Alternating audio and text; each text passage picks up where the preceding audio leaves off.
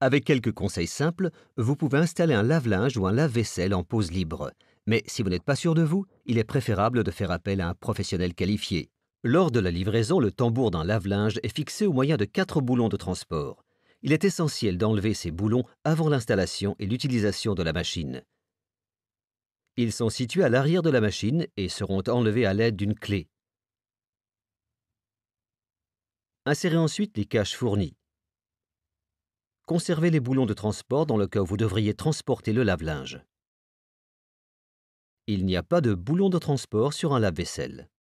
Les lave-linges et lave-vaisselle doivent être raccordés à une arrivée d'eau froide et à un conduit d'évacuation. Vérifiez les instructions d'installation pour identifier ces tuyaux. Vous devrez raccorder le tuyau d'eau froide à une arrivée d'eau froide généralement marquée en bleu. Ce conduit alimente la machine. Voici 2 exemples de robinet d'eau froide.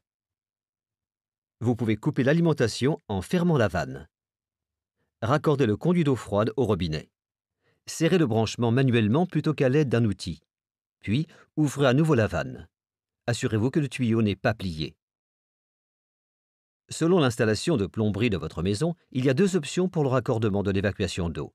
Vous pouvez la brancher à un tuyau vertical normal, à condition que celui-ci soit situé à au moins 30 cm du sol, afin de garantir qu'il n'y ait pas de reflux d'eau usée dans la machine et à une hauteur maximale ne dépassant pas la hauteur de la machine.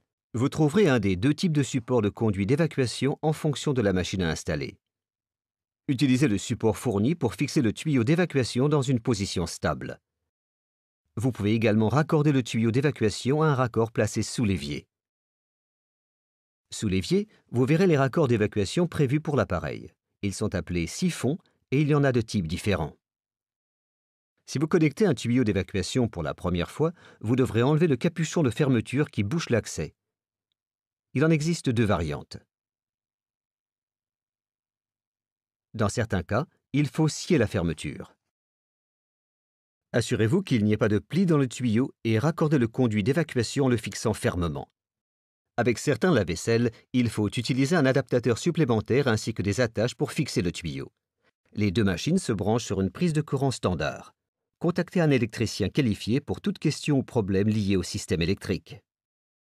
Vous devez ensuite vérifier que la machine est de niveau, en utilisant un niveau à bulles.